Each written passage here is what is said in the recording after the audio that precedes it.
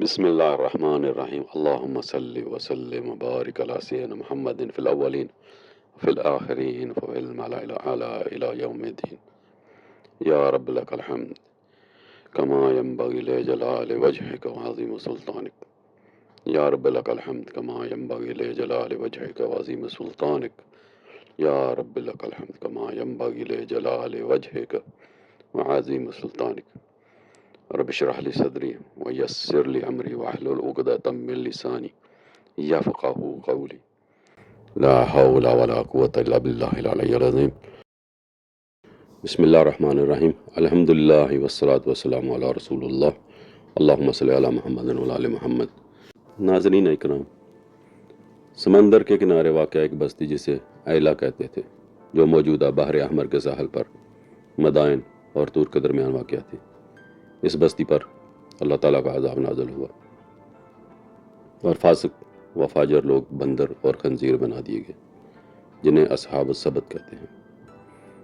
قرآن مجید کی سورہ بقرہ اور سورۃ الاعراف میں ان کے بارے میں بیان کیا گیا ہے کہ ان سے اس بستی کا حال پوچھو جو سمندر کے کنارے تھی. جب وہ ہفتہ کے دن حد سے زیادہ بڑھنے لگے اور ان کی مچھلیاں ہفتے کے دن ان کے سامنے سطح سمندر پر ظاہر ہو جاتی اور ہفتے کا دن نہ ہوتا تو وہ ان کے پاس نہ آتی. اس طرح ہم ان کی آزمائش کر رہے تھے کیونکہ وہ نافرمان تھے. ناظرین اکرام، ایلا نامی بستی میں سمندر کنارے اصحاب السبت رہتے تھے جو یہودی قوم میں سے تھے. اللہ تعالیٰ نے ان کے لیے ہفتے کا دن عبادت کے لیے مخصوص کیا ہوا تھا اور دنیاوی کاموں میں مشغول ہونے سے منع کیا تھا، کیونکہ وہ باقی دنوں میں بھی عبادت کی پابندی نہیں کرتے تھے. بنی اسرائیل کو ہفتے کے دن تجارت اور مچھلی کے شکار سے روکا گیا تھا. یہ اللہ تعالیٰ کی طرف سے امتحان تھا کہ ہفتے کے دن مچھلیاں کثرت سے ساحل سمندر پر آ جاتی تھیں اور وہ لوگ صبر نہ کر سکے اور ہیلے بہانے سے انہیں پکڑنا شروع کر دیا. حضرت ابن عباس کے مطابق یہودی اس زمانے میں ہفتے کے دن کی حرمت پر عمل پیرا تھے. اس دن مچھلیاں ان کی طرف ساحل سمندر پر آ جاتی اور باقی دنوں میں وہ انہیں شکار کر لیتے. اللہ تعالیٰ نے انہیں آزمائش میں ڈالا اور ہفتے کے دن مچھلیوں کی کثرت سے انہیں آزمایا. بنی اسرائیل ہفتے کے دن شکار کرنے کے بہانے تراشنے لگی. اس وقت کے نبی حضرت داؤد علیہ السلام نے انہیں منع فرمایا کہ اس دن اللہ تعالیٰ کی عبادت کریں اور شکار کرنے سے باز رہیں.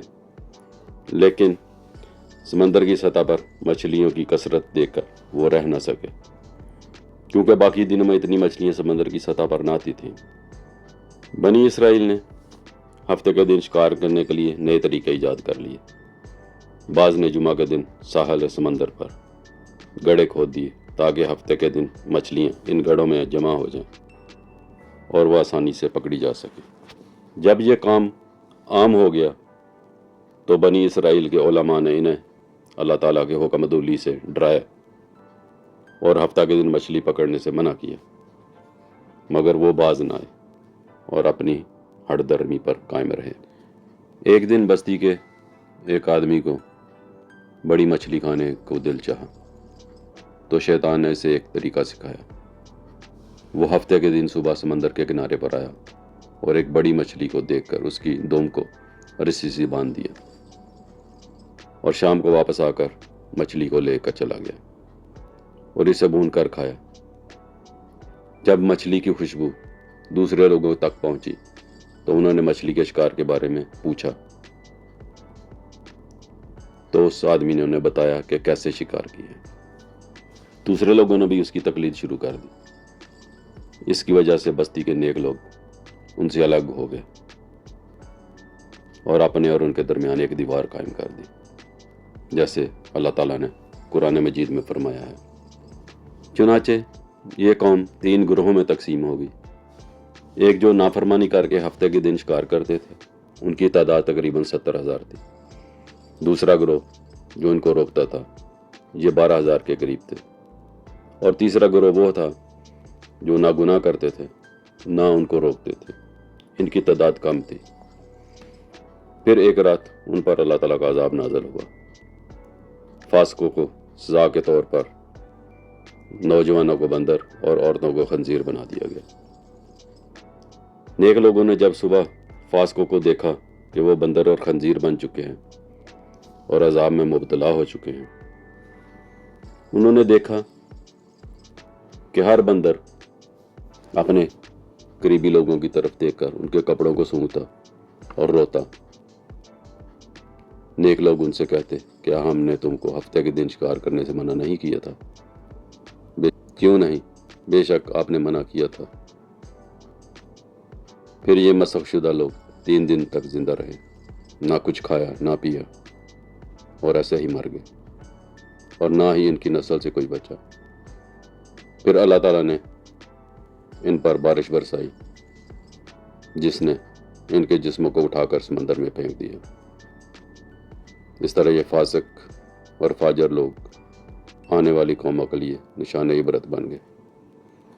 ناظرین کرام، اگر آپ کو ہماری ویڈیو پسند آئی ہے تو اسے لائک کیجیے اور اپنے دوستوں کے ساتھ شیئر کیجیے اور ہمارے چینل کو سبسکرائب کیجیے.